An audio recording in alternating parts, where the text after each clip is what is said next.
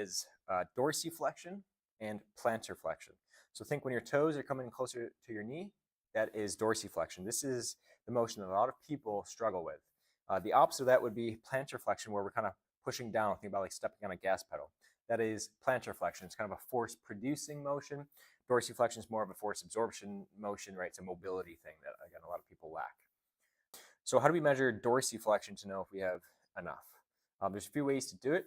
One way that we can do it is simply by, in a kind of weight-bearing stance, is let's go 1 foot in front of the other. We want these feet almost perfectly in line, and then I want you to squat straight down. The key here is without this bottom heel on this backside foot, we don't want that heel to come off the ground, and we want to see, can we get this knee to, we call the medial malleolus, this little bump on the inside of your forward ankle.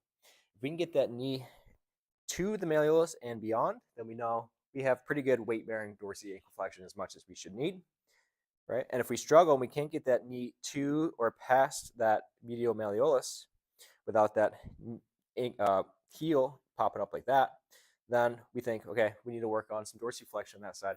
We say it's probably restricted. Some sources will say about 4 inches of dorsiflexion is normal. There's different ways to do this. About a fist width from the front toe.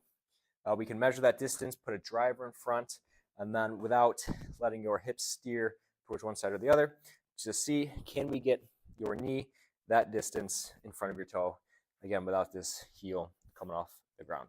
So that is some of the motions, the key motions at the foot and ankle that we'd expect and want to see in a golfer.